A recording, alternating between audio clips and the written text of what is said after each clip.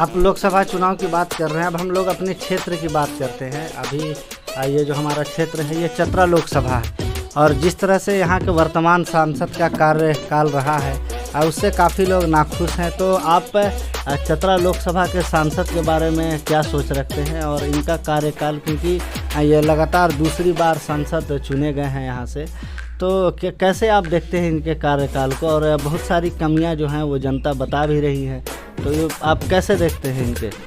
देखिए, जहाँ तक सुनील सिंह जी की बात है, माननीय सांसद सुनील सिंह जी 2 टर्म सांसद रहे।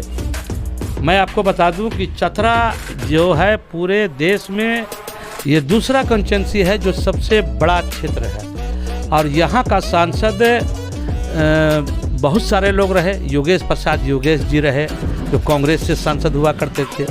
उसके बाद यहाँ पर सांसद धीरेन्द्र अग्रवाल जी जो भाजपा से सांसद थे, 2 टर्म वो सांसद रहे भाजपा से, एक बार राजद से रहे।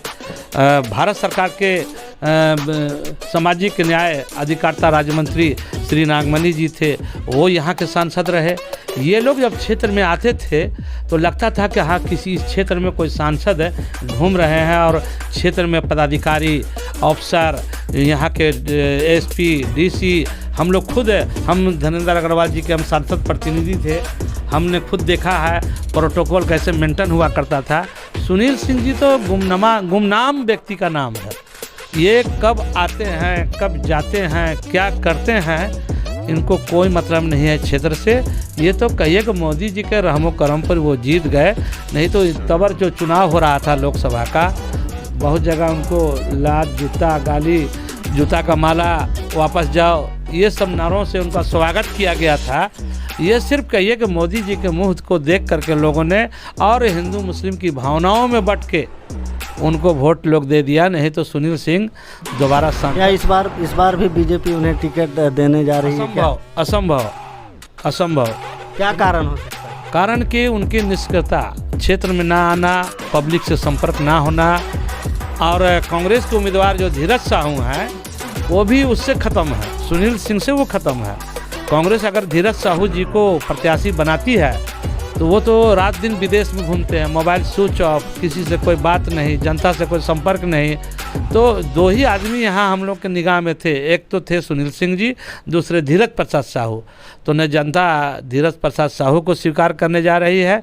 अबर तो हमको तो लगता है कि लोकल बॉडी जो होगा, जो अच्छा क्षेत्र में घूमने का काम करता होगा, और हमारे पलामू ज़िला में, पलामू की धरती, चतरा की धरती एक से एक सुरमाओं को पैदा किया है। यहाँ नेताओं की कमी नहीं है, बस सिर्फ ये है कि टिकट अगर भाजपा अगर आपको टिकट दे दे तो आप यहाँ के लोकसभा के सांसद हो जाइएगा। कांग्रेस अगर किसी बच्चे को टिकट दे दे जो लोकल यहाँ का माटी का लाल हो, वो सांसद हो जाएगा। सांसद कोई माँ के पेट से थोड़ी पैदा होता है, यह क्षेत्र नेता कोई माँ के पेट से थोड़ी पैदा होता है।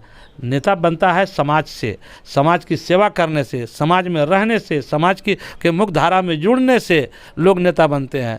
ये तो कहिए कि मोदी जी के नाम पर सुनील जी 2 टर्म ये सांसद हो गए, नहीं तो इन सांसद के लायक ये व्यक्ति नहीं है। अभी देखा बहुत दिन के बाद जब पांकी में दंगा हुआ तो देखा माननीय सांसद का चहलकदमी, तो हम तो लगा कि पांकी दंगा जो है वो सुनील सिंह जी का हाथ है, उन्हीं के कार्यकर्ताओं ने दंगा कराया ताकि हिंदू मुसलमान के भावना में बढ़ के 2024 का चुनाव हम फिर जीत जाए। ये होने वाली बात नहीं है। जनता जाग चुकी है, जनता जाग चुकी है, और जनता पब्लिक सब जानती है, पब्लिक जो है वो सब जानती है, इन लोगों का दाल गलने वाला नहीं है। तो ये थे हमारे गुल खान साहब, जो कि पहले विधानसभा का चुनाव भी ये लड़ चुके हैं, और इन्होंने जिस बेबाकी से यहाँ पे बात रखी, चाहे वो मोदी सरकार की हो, चाहे वो राहुल गांधी की बात हो, चाहे हेमंत सरकार की हो, चाहे चतरा लोकसभा की बात हो, इन्होंने बेबाकी से सारी बातों को रखा है। और ये अंदाज जो है इनका ये पुराना है, और हमेशा सरकार की आलोचना करते हैं, और ये उनकी जो है सफलता का ये भी बातें करते हैं, लेकिन जो नाकामयाबी पिछले 2 टर्म में चतरा लोकसभा में देखा गया है, इस बात की पुष्टि ये भी करते हैं। और भी ऐसी खबरों के लिए हमारे साथ आप बने रहिए, तब तक के लिए दीजिए इजाज़त, धन्यवाद।